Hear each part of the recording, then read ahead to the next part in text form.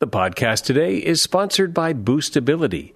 If you have a website, it's important that people be able to find it when they search for what you sell.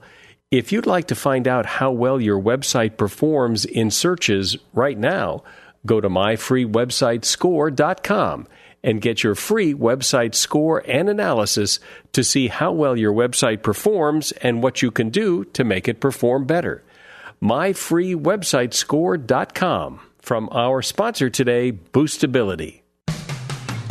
Today on Something You Should Know, do you tip when you get takeout? You tip when you eat in the restaurant, and you tip when they deliver, but should you tip when you pick it up? We'll resolve that dilemma. Plus, protecting yourself from crime. It starts by understanding who the criminals are. Because most crimes are walking out of the shopping mall. They're drug-related, so some crackhead wants his next drug fix. So he's at the shopping mall scanning for the easiest victim to rob, coming out at 9 o'clock at night.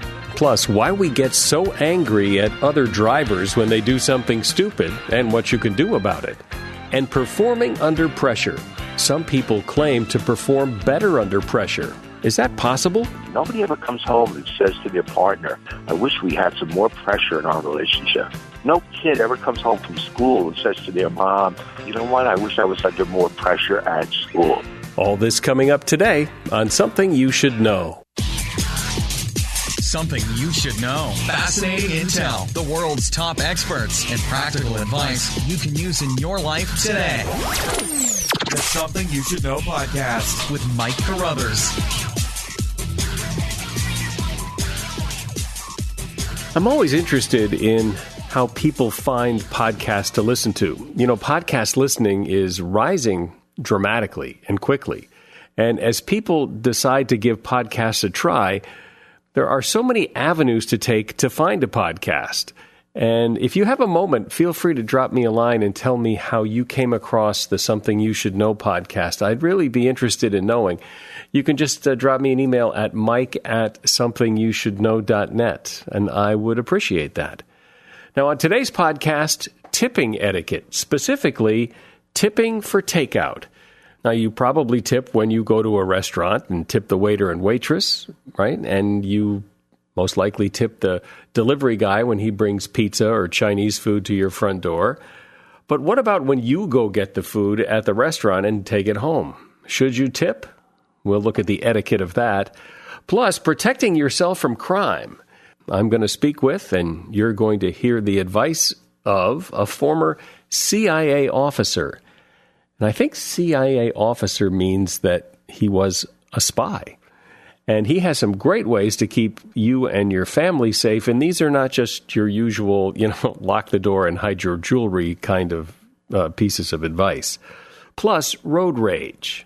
Why do some people get so mad? I mean, so mad when other drivers do dumb things. And maybe this happens to you and you just get really upset when somebody cuts you off or they tailgate or what, and you just get so upset. Well, I have some insight into that and some great advice on what to do about it to keep yourself out of road rage trouble. And performing under pressure. It seems that some people just excel under pressure while other people crumble. So how can that be? What's going on? How can pressure be helpful to some people and hurt other people? And how do you make pressure work for you? One of the leading experts on the subject of pressure will join me, and you will be fascinated to hear what he has to say. Our first subject today is tipping for takeout food. Now, have you ever gone to a restaurant to pick up your takeout order and thought while you're standing there waiting, should I tip? Should I not tip? Will they think I'm a sucker if I tip? But then will they think bad of me if I don't tip? So what is the etiquette of tipping for takeout? Well, it turns out to some degree it depends. I mean, you tip a waiter in a restaurant and you tip the delivery guy when he brings food to your door. But the fact is, most people do not tip when they go pick up an order for takeout. And it's probably because people think that since no waiter actually served the food and there was no rapport there, that there's no reason to tip. But some waiters say that tipping should happen on takeout orders because, in fact, there is more work required to pack everything up in all the little individual containers and all the little sauces and everything else, that it's actually more work than just bringing the food to your table. But the etiquette experts at the Emily Post Institute say that tipping on takeout is not necessary, with one exception. On particularly large orders, a 10 to 15% tip is appropriate. And in any event, it's just common sense that if you get takeout from the same place all the time, it's probably a good idea to tip on a regular basis because there you're building a relationship with the restaurant and the people who serve you, and you want to make sure that you get your food just the way you want it. But otherwise, most people don't tip on takeout. So are you doing everything you can do to stay safe from crime? My first guest has some advice for you. Jason Hanson is a former CIA officer, and he's author of a book called Spy Secrets That Can Save Your Life. And Jason, before we get into the spy secrets exactly, how did you end up working as a spy for the CIA? Sure. So born and raised in the D.C. area, applied to a bunch of different agencies, was very blessed to have the CIA offer me a job. I worked there from 2003 to 2010, had a wonderful time. They treated me very well, but left the agency in 2010 to start my own spy business. And so that's what I do now is I wrote the book. I teach people how to escape duct tape, rope, handcuffs, and home defense and lie detection and so on. Cool. So you're like a private spy. There you go. That's a perfect way to put it. Well, I like that. Well, let's start with practical advice here, and let's begin with keeping your home safe, keeping burglars and bad guys out of your house.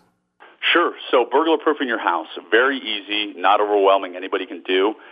Case your own neighborhood, see what your neighbors are doing, and make your house a harder target. That means putting alarm signs in your front yard, getting a dog bowl, even if you don't own a dog, so criminals do, or they think you have one. That means getting motion sensor lights, getting cameras, which are very inexpensive these days, and all of us can get. I've always thought that cameras were kind of a waste only because so somebody breaks into your house and you look at the tape and you go, well, there's a picture of the guy that broke into our house, but it doesn't really do much to help you find him. You're absolutely right. However, most criminals, if they see the camera, it's a deterrent, so they're going to go to your neighbor's house. So that's why you want them. I had a client in Salt Lake City. His neighbor's house gets broken into. My client had cameras. His neighbor did not. Well, who wants to get their picture on the... Yeah, on the news. Yeah, right. What about personal safety? What do you think people are missing? What do we need to do? The foundation of personal safety is what I think is common sense, and that's keeping your head up when you're out and about in public. So that's not walking across the street texting so you almost get run over. It's not walking out of the Walmart parking lot with your head down playing on whatever the latest gadget is, because most crimes are crimes of opportunity, and if your head is down, that makes you an easy victim. If I walk out and my head is up, they're going to choose somebody else because I can see them. I can see what's going on around me. You have that kind of look about you that you're aware and you know what's going on, as opposed to, and you probably, when you're standing up and straight and your shoulders are back, you look like a bigger target.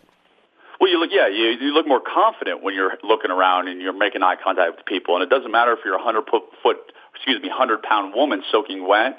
As criminals target people who lack confidence. So even if you're a petite woman and you're walking out and your head's up, they're going to say, whoa, I'm going to go target somebody else whose head is down and will never see me coming. Talk about because I think everybody's had that sense that somebody's following me. And it probably often isn't true, but it's sure scary at the moment. So what do you do if you think somebody's following me? You let that person know that you see him. You turn around, you make eye contact, you turn around and say, hey, can I help you? Do you need something? Because criminals look for easy, weak victims. So if you do the Hollywood cliche of putting your head down and walking faster and looking back and looking all timid, criminal again thinks that person's going to be easy to rob or easy to kidnap. If you turn around and make eye contact and say, hey, buddy, I've made you, they're going to go choose somebody else. I guess the fear is, well, then they'll kill you if you've made them. No, not because most crimes are walking out of the shopping mall. They're drug-related, so some crackhead wants his next drug fix. So he's at the shopping mall scanning for the easiest victim to rob coming out at 9 o'clock at night. So if you make them, they're going to say, whoa, I'm going to go find somebody else who's never going to see me coming. What about travel? I know people in many areas are afraid to travel, but traveling is necessary for a lot of us. But what are the mistakes people make when they travel? Well, one is, and this is especially true overseas, is criminals case the hotel lobbies. So every time you go and check into a hotel, they say to you, Mr. Smith, how many keys would you like? I always say 2, because if a woman goes in there and she says, I only need 1 key, then that criminal hears it. He knows she's alone. He knows that he can go break in, and there's only one person to contend with. So always ask for 2 keys no matter what when you're traveling. What else? Well, another one is when you're staying in hotels, stay between the 3rd and the 6th floor. The first 2 floors, criminals target because they can rob and then quickly get to the getaway car. And then you don't want to stay on the 80th floor because most fire truck ladders in the United States will only go up to the 6th floor. So if there's a fire and you're on the 80th floor, that's a long way to get down to safety. I guess, people like to think, maybe it's just self-delusion that, if I'm in a hotel, a brand-name hotel, that I'm safe, that they're looking out for me. No, that's absolutely incorrect. I mean, I stay in hotels, of course, all over in different levels, but some of the nicer hotels are the easiest to rob. And I've done these tests, these kind of penetration tests, because the staff there are so afraid at the Ritz-Carlton or Four Seasons of making anybody mad, is that you can walk in there and impersonate somebody and get right in there and do what you need to do, because they're not going to question you since it's such a high-end hotel, where if you're staying at the dumpy Super 8, they're going to not care, like, let me see your ID, let me see this and that, so they don't care about offending you at dumpy hotels. Wow, never thought of that, but you're right. I mean, those fancy hotels don't want to offend anybody, and they assume if you're in my fancy hotel, you must be a fancy kind of guy. Right, I can walk into a suit and a tie in any of these fancy hotels, and it may take me a few minutes, but I can probably get in somebody's room and do a lot of other things because I look the look. That's really interesting because like I say, I think people would feel safer and more secure in a fancy hotel, and maybe often are, but there is a vulnerability there that most people don't think of. This is really great. We've covered home, personal, and travel safety with some pretty savvy, street-smart advice from Jason Hanson. He's a former CIA officer. His book is Spy Secrets That Can Save Your Life, and you can find a link to his book on the show notes page of our website, somethingyoushouldknow.net. Let me talk for a moment about our sponsor today, Boostability. If you have a website, if your business has a website, or if your business is a website, it's most important that your business website show up when people search for what it is you offer. And the way to do that is to have what's called good search engine optimization. And Boostability is the leader in search engine optimization for small business. They will help your small business website rank high when people search for what you sell. And for any website, search engine optimization is a continual process. It's not just something you do as you set up your website. You must continually do things that help bring your website high in search rankings. Now, the best place to start for this is to find out how well your website performs now in search engine rankings.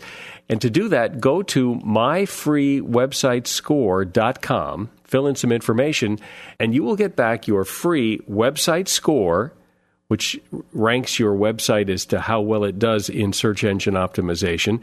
And you'll get a report that shows the good things you're doing on your website and some things you could improve on your website.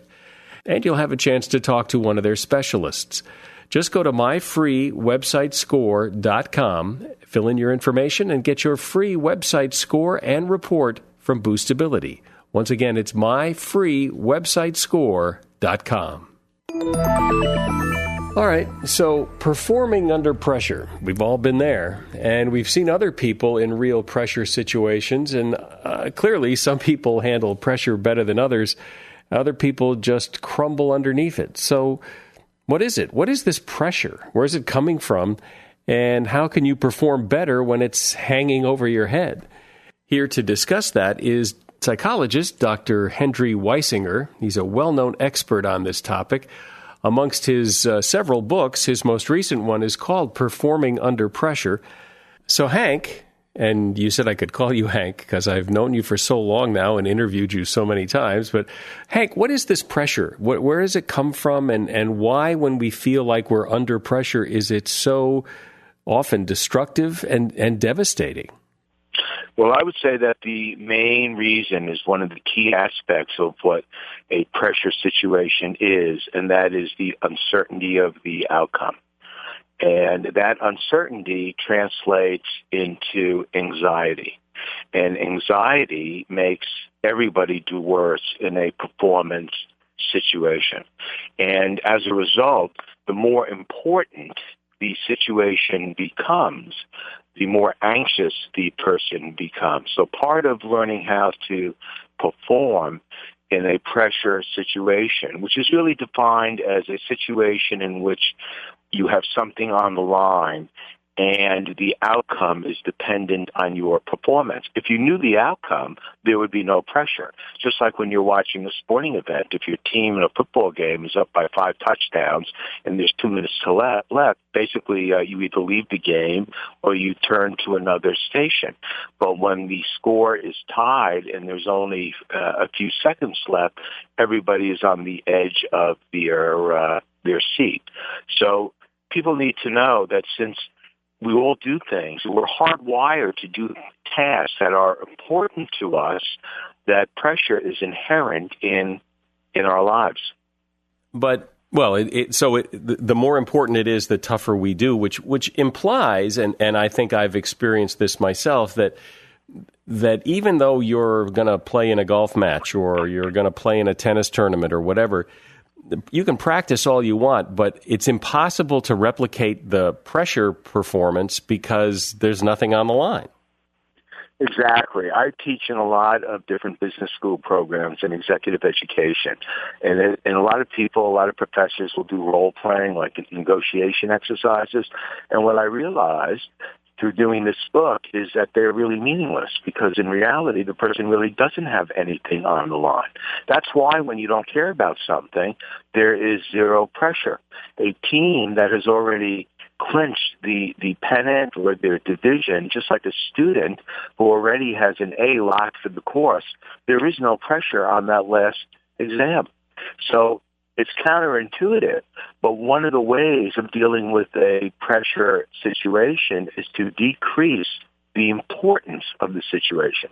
So parents, the big mistake that they make is telling their kids, this is really an important test, even though their intent is to motivate their son or daughter to prepare more. By telling them how important it is, you actually increase anxiety, which will motivate them to do worse or maybe even to cheat. I mean, why do smart kids cheat?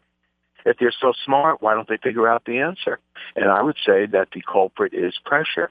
As I've said many times, if I had to personify the subject, that pressure would be a villain. It is a total myth that people rise to the occasion. That doesn't happen. Pressure negatively impacts everybody, and that's a universal finding. And yet, there do seem to be people who do better under pressure than others. And maybe it's just a sliding scale. Some people maybe it's that it affects them less, or are they playing tricks on themselves? I mean, why do some people handle that golf match really well and other guys just crumble? Okay, you said it perfectly. They do better than other individuals. In other words, they are affected by pressure, but they are affected less. Whereas some people will, quote, choke. And choking means that you're doing below your capability in a situation you want to do your best in. So the idea is not rising to the occasion. Do you remember the movie The Natural with Robert Redford? Sure. So at the end, those who didn't see the film, the star baseball player hits this game-winning home run, and everybody goes out of the theater thinking, boy, he came through in the clutch, he was the best. Now, the reality is in the book he struck out. That is reality. So the key is not rising to the occasion. The C student is never getting 1,600 on their SATs, but many times the A student will, quote, choke. I would imagine that one of the reasons people choke is the thoughts and the dialogue going on in their head. Absolutely. And what are those thoughts? I mean, what do you think a person who chokes? What do you think a student who has practiced their piano recital and now walks onto a stage and there's 500 people in the auditorium and they start missing the keys that they have practiced over and over? What do you actually think is going on in their mind? One of the things that's going in their mind is, how am I doing? Do people out there think I'm good? And they start worrying about the consequences. And those worried thoughts distract the individual from focusing on what they need to be focusing, which is performing the task at hand. Sometimes we become too self-conscious. It's basically internal. You know, I used to think that one of the things about tennis matches and golf matches is how you have to be quiet, but yet if somebody's shooting a foul shot in an NBA or college game, 20,000 people are making as much noise as possible. And the reality is stellar athletes do not get distracted by those external events. That has nothing to do with it. The reality is what's going on internally in their mental set. They're becoming overly self-conscious. They're worrying about other people. The Nike person's worrying about their Nike contract. If I don't make this putt, my career is over. Those are the type of thoughts that derail us from our standard performance. And from there, it's just a downward spiral. The worse you think, then the worse you think. Exactly. I mean, you don't really have to be a psychologist to figure that out. Well, what I have found interesting is that most people who have in the human performance area focus on performance, and they focus on teaching the person how to focus and build confidence. Now, all those issues are important, but what I did is I focused on the concept of pressure. And I have found as a clinician, by understanding the dynamics of pressure, such as the importance of the situation, uncertainty of the situation, and feeling responsibility, that is a better path to take to understand how to perform. Because then you can say, out of those things, why are you uncertain? And the person will say, well, I don't feel ready. Well, then you need to practice. Practice is the number one way of building up a sense of confidence. Phil Mickelson doesn't get off a golf course until he can make 100 putts in a row within a 3-foot radius. It's like when my friends miss a golf shot and they say they choked, I have to explain to them, you didn't choke, you're just not good enough to make that shot. See, it's very interesting that the best that you can do is your best. Performing under pressure does not guarantee success, but it guarantees at least that you have a chance. You can stay in the game. I can come home and say to my parents, I got 1580 on my SATs, but I still don't get into Harvard. It just isn't good enough. There's no shame. Athletes have no shame in losing when they did their best. They have shame when they didn't do their best, because then they feel their capabilities did not do the talking. What's the first aid advice here if somebody's in a pressure situation? Because what I think tends to happen, I can only speak from my experience, is the immediate focus is on the negative, and to tell me to be positive is, or think about your past successes, is very hard because the negative is shouting much louder. Well, that is true, and the reality is that you have to train yourself to think and view things in a positive light. Optimism, for example, is very important. Now, unless you read the literature, it is very hard to accept the fact that people who are optimistic and have an optimistic outlook on life have a huge advantage over people who don't. And as I said, the research on that is staggering. But on a micro level, in the situation, one thing that people can ask themselves is, do they view a pressure situation as a threat or as an opportunity? Now, obviously, the person who is going into a pressure moment and has their mind filled with these negative self-defeating thoughts, they are not seeing this as an opportunity. When I first started giving presentations to the corporate world, I was about, 28, 29 years old. And every presentation I started out at UCLA was a pressure moment because I was saying to myself, oh, this is so important. If I don't do well, they're never going to use me again. These are such important people. They're all business executives. I don't say that to myself anymore. I always look at it as an opportunity. So I would want everybody listening, step one, having the mindset, do you perceive a pressure moment, whether it's giving a presentation, whether it's a crucial conversation, an important negotiation? Do you perceive it as a threatening situation, or do you perceive it as a opportunity, a challenge? LeBron James doesn't even use the word pressure. He always uses the word challenge. So you have to get in the habit of that. Once you perceive things as a challenge, that is a natural steroid performance enhancer. We are hardwired to respond to a challenge. We are not hardwired to respond to pressure. Nobody ever comes home and says to their partner, I wish we had some more pressure in our relationship. No kid ever comes home from school and says to their mom or their father, you know what, I wish I was under more pressure at school. We try to minimize it, but everybody likes challenges. So that becomes very, very important. I can almost tell when I'm watching a sporting event, when they do pre-interviews of who's going to do well versus who is not going to do well, just by the language that they are using, because the language tells me what their mindset is. Anytime my daughter has an interview or my son has an interview, I'm always telling them it's an opportunity. See it as a challenge, and that is what starts moving the person into a mindset that will allow him or her to minimize the pressure. You're not getting rid of it, but the key is to minimize the injurious effects that pressure has. It downgrades our thinking, our judgment. It even bends our ethics. So that's why I say that it is a villain. It would almost seem that you could know too much about this, that if you know that your tendency is, it's like when you say don't think those negative thoughts, it's like don't look at that big elephant in the room, that's where people go. That's what people do. And to know that might happen is going to trigger it at the time you don't want it to trigger. Well, it will, because our thoughts are every statement you make makes it's like a chain. It stimulates another thought. So obviously, the strategy is to go into the situation with a positive mindset. And as I said, you do that by thinking of it as an opportunity. Have you ever heard a sports announcer say he's thinking too much? Sure. Yeah.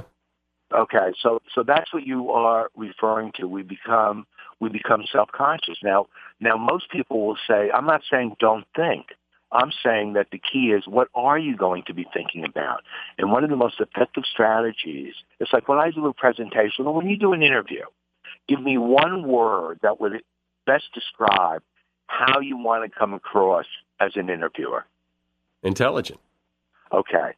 So every time you do an interview, to minimize the pressure, I would just tell you to just say the word intelligent. And that is called a holistic word cue. And that one word will then start to trigger the way that you listen to people, the comments that you make, the questions that you ask. Think what would happen if you said before an interview, I want to ask good questions, I want to let the person respond, I want to make good comments. Well, that's too much thinking. It's like a baseball player or a golfer. Why are they thinking about their swing? They've done this 10,000 times as a minimum. So I would tell a golfer just to give you one word. It might be relaxed. And if that golfer remembers relaxed or calm or confident, it triggers the corresponding behaviors. In other words, you can think, but you can't cloud your mind, especially in well-rehearsed tasks, with a million different thoughts. That is the path to choking, because those thoughts become very, very distracting. But I would imagine, though, and everybody has their own level of, what's important. But, if you're the golfer on the course and this putt means the difference between $1 million or not, it's pretty hard to just think relax, I would think. That is a discipline. That's exactly what the person has to do. Once you start thinking about the future, you allow anxiety to come in. Anxiety does not exist in the present. Anxiety is defined as uncertainty about what is going to happen. So that's why it's very important to ignore the consequences and just focus on the task. And one way people can do that is to remember, what is your mission? The mission, the generic mission, is always to do your best. Serena Williams gave the quote that anytime she plays in a tennis match, she has one goal: to do her best, not to win, because how can you win every time? That would be unrealistic. The only thing that you can control is your own behavior. I can't control the other athletes. Carl Lewis, who was the most celebrated Olympian athlete in history in terms of, I believe, medals won, says that when he was running, he never even looked at the guy next to him on either side. All he focused on is getting off to a good start and running as fast as he can. So you have to remember what your mission is. And your best, again, remember, it might not be good enough, but at least it keeps you in the game. Well, hopefully now people have a better understanding of what pressure is, and more importantly, how to handle it when they find themselves in a pressure situation. You've certainly heard it from one of the leading experts on the topic, Dr. Hendrie Weisinger. He is a psychologist, and his latest book is Performing Under Pressure. There's a link to his book on our website, on the show notes page for this podcast on our website, somethingyoushouldknow.net. Finally today, let's talk about road rage. It's always fascinated me, and I have fallen victim to it myself. But why people get so angry? I mean, just so upset at other drivers when those drivers do something stupid or make a mistake. We just assume that person is the biggest jerk in the world, and we get angry. And you certainly have read the stories about people who take it to extremes, to violence. But what is going on? Why do people get so angry when other drivers make a mistake? Well, what's really going on here, according to Dr. Les Carter, is it's really all about control. We get angry because we want to control a situation, and we have absolutely no control over it and have no way to get control over it. If somebody cuts you off on the highway, there's really nothing you can do about it, no matter how hard you want to do something about it.